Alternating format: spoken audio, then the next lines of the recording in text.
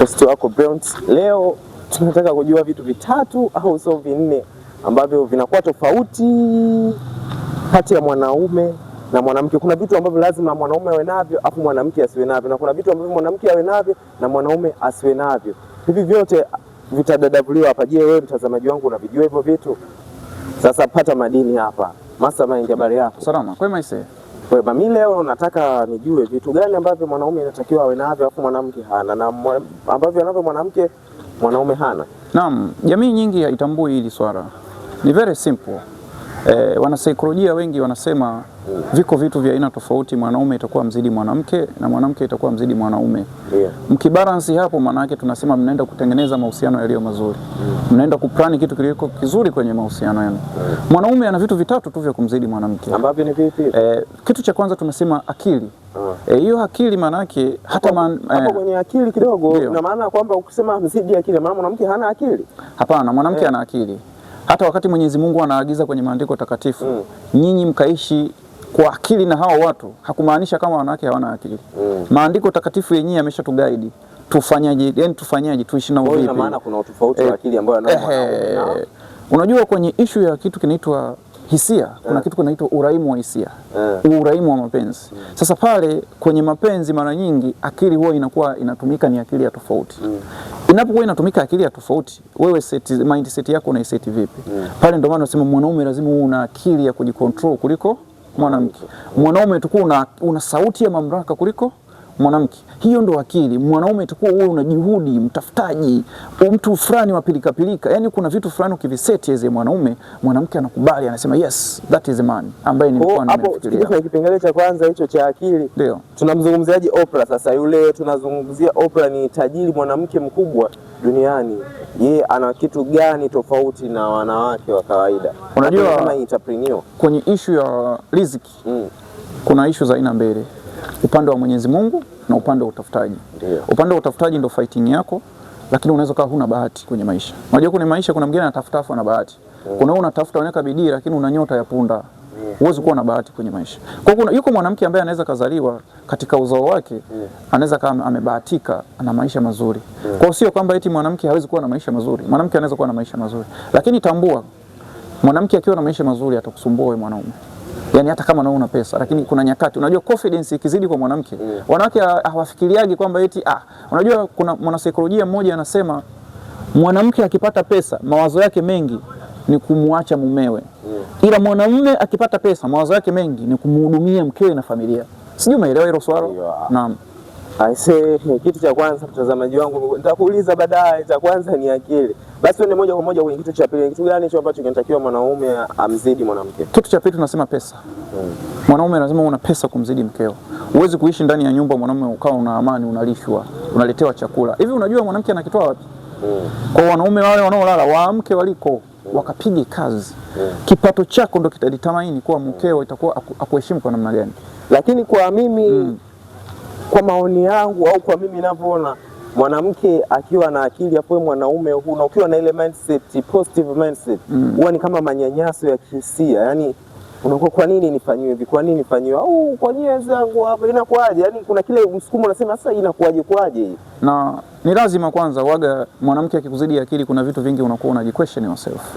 Utakuwa unahisi ni manyanyaso. Hivi umewahi kusikia unyanyasaji wa kindoa? Wewe unausikia kwako? Yani unajua unaweza ukawa umelala au na maisha yako huko na mkeo, lakini mmelala, mkeo kila ukimwomba unyumba, yani anaona kama ni kamzoga fulani kanamsumbua, yani kuna kisiki fulani kinamsumbua. Yani kuna namna mpaka unajua wanaume sema ndo hawaendagi kushtaki kwenye dawati la jinsia, ila wengi sana wanapitia hivi vitu. Usikuti hata kupigwa wanapigwa.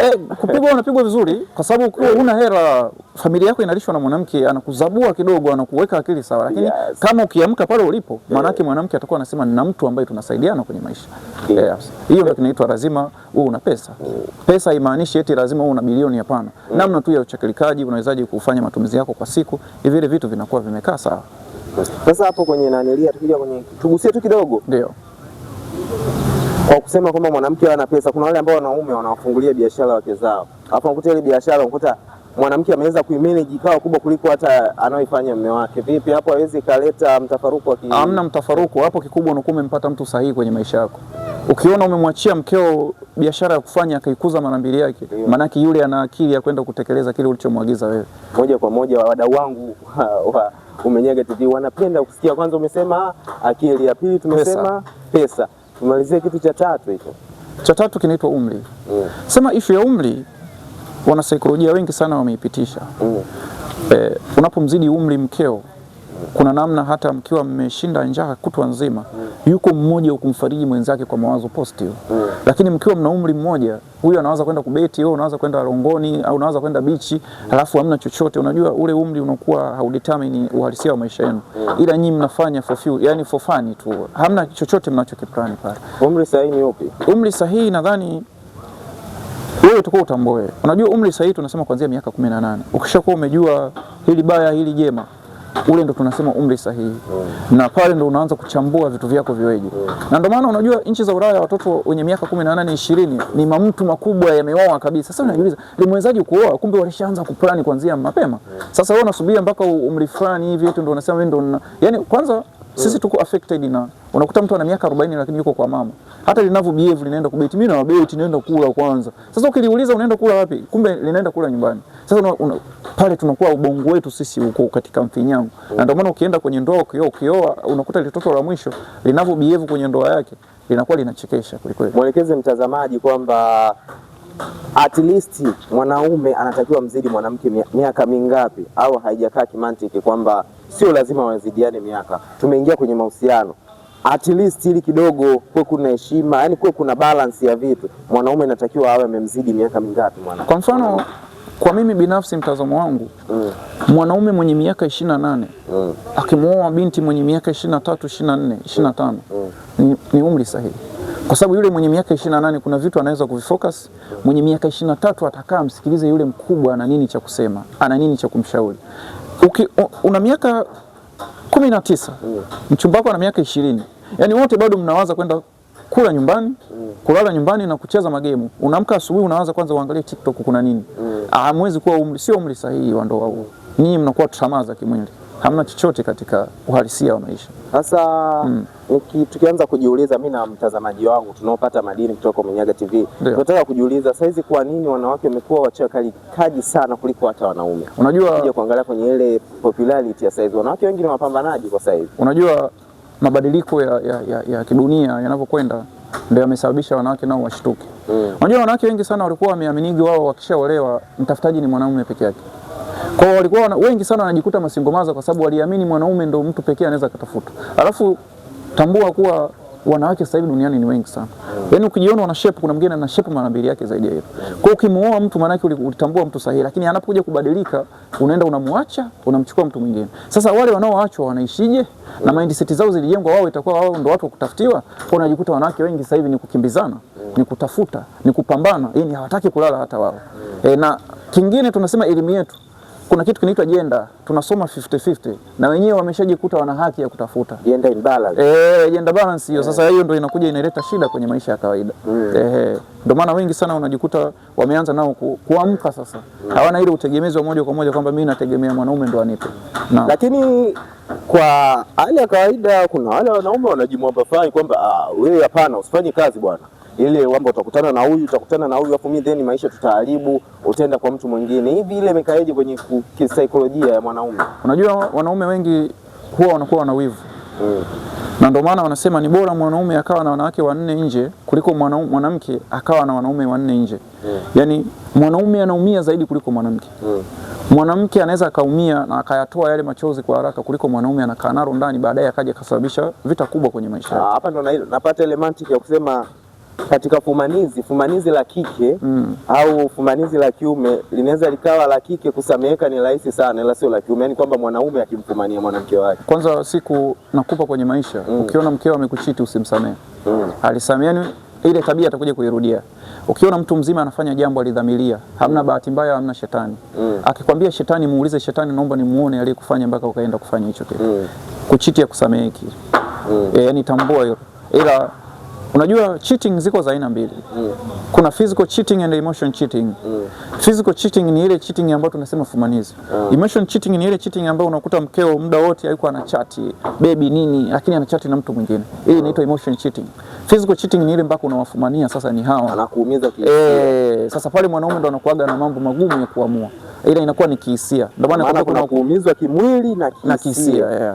Kuumizwa kimwili unajua unaweza kumpiga mtu afu akaja akarudia tena. Lakini ukiumizwa kihisia manaki ile kitu inakula taratibu, bora hata ukaumizwa kimwili. Ndio maana hata wezi wanapigwa anarudia. Si mmempiga amepona anaenda kurudia. Shapona. Lakini akiumizwa kihisia hawezi kurudia yule. Maana kitu kingine kinamzunguka kwenye akili yake, psycho ile inakuwa inamsumbua. Kitu gani kingine ambacho inatakiwa azidiwe mwanamke? Ni vitu vitatu vya msingi kutoka kwa mwanaume itakuwa mzidi mwanamke. Akili, pesa na umri. Vitu vingine hivyo ni ziada. Hamna cha ziada zaidi ya hivyo. Na kwa upande wa mwanamke kwenda kwa mwanaume? Sasa tukizungumzia upande wa kwa mwanamke ili amzidi mwanaume, mwanamke ana vitu vingapi? Vitano. Sasa ukisema mimi na deserve kuwa mke, unajua wanawake wanaweza kaa amekaa mimi na deserve kuwa mtu wake. Sasa pale ndo tunapoje kuna focus kwenye vitu vitano. Mwanamke akiwa amefocus kwenye vitu vitano na akavisimamia vizuri, maana yake anaweza kwenda kudeserve kwenda kuolewa na mtu fulani ambaye yeye amemplania. Yaani usiplani ambayo yule plani hana. Maanake ameenda kutengeneza different ideology. Kitu cha kwanza mwanamke lazima awe ana upendo. Upendo. Unajua ukiishi na mwanamke mwenye upendo una enjoy. Lakini ukiishi na mwanamke ambaye kama umemlazimisha huwezi kuenjoy na huwezi kutengeneza kitu chochote. Na utatambua tu mwanamke ambaye ana upendo na wewe au yuko kwa ajili ya maslahi. Unatambua. Yaani ni vitu rahisi sana kutambua mwanamke ambaye yupo kimaslahi na wewe au ana upendo na wewe. Kwanza mwanamke mwenye upendo anakusumbua mara kwa mara. Lakini mwanamke yule anayekuchukulia poa poa, yule hana upendo na wewe. Kwa hiyo cha kwanza mwanamke atakuwa kuzidi kwenye upendo. Cha pili mwanamke itakuwa kuzidi kwenye uvumilivu. Unajua mwanamke ni mtu ambaye amepaswa kumvumilia mumewe. Mumewe anaweza kaa amerudi amelewa, labda hiyo siku yuko kazini hana mudi nzuri, labda akakwazwa huku kwenye utafutaji wake. Mwanamke ndio atakuwa akifika pale, baba fulani, naam, tulia kwanza, maji ya moto haya hapa, anamtuliza. Hiyo ndio tunasema ule uvumilivu wa kuhendo ile ndoa. Kitu cha tatu tunasema lazima awe ana imani.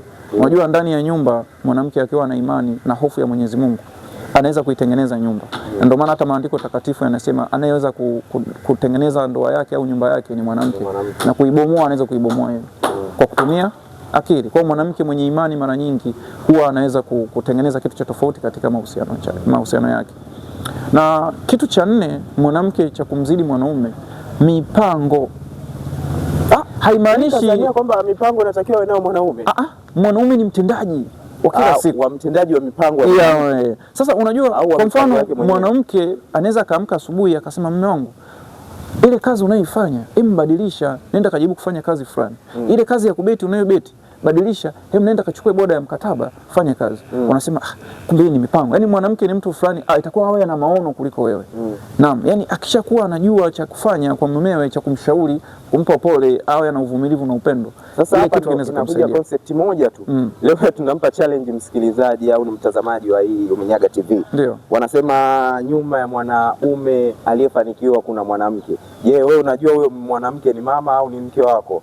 Tuandikie chini ya comment. Tuendelee. Naam, nadhani hiyo ni factor ambayo mwanamke atakuwa mzidi mwanaume kwenye issue ya mipango. Na issue ya mwisho kabisa, hekima. Yaani mwanamke anaweza kaa na vitu vyote, hana hekima, hana heshima, hana busara, haheshimu chochote. Ndugu yangu, bro, hiyo ni sifuri. Hapo umekanyaga matope, umeruka ardhi. Yaani hamna cha kuchukua. Mwanamke mwenye hekima, mwanamke mwenye utii ni mwanamke ambaye analeta mafanikio yako. Every successful man there is a woman behind. Lazima awe amebeba maono ya hekima hapa. Mipango, uvumilivu, upendo na kumjua Mwenyezi Mungu kukuombea wewe. Sasa hapo umeshawafichulia jibu letu nililowauliza hapo. Kwa ambao watakuwa wameshaelewa nini ulichokiongea, watanikomentia chini hapo kwamba nyuma ya mafanikio yako wewe mwenyewe ya maendeleo kuna mwanamke nyuma. Ni msemo ambao uko popular, unajulikana. Sasa nilikuwa nimewauliza watazamaji na wapenzi wa comment chini ya hii video kwamba ni mwanamke wako au ni mama yako. Sasa kwa namna gani, vipi hivi, umepiga 1 2 3, ila sasa wataelewa wenyewe. Sitaki kufafanulia zaidi. Naam, nadhani ndio imekaa hivyo. Kwa mwanamke ana vitu vitano vya kumzidi mumewe na mume ana vitu vitatu tu vya kumzidi mkewe. Hapo mnaweza kutengeneza ndoa, mahusiano na maisha mazuri. Naam.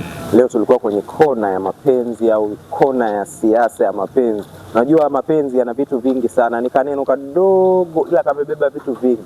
Usipoangalia kuna watu wanajinyonga, kuna watu wanajioa, kwa usikae mbali. Fuatilia Umenyaga TV kwa madini zaidi. Chao.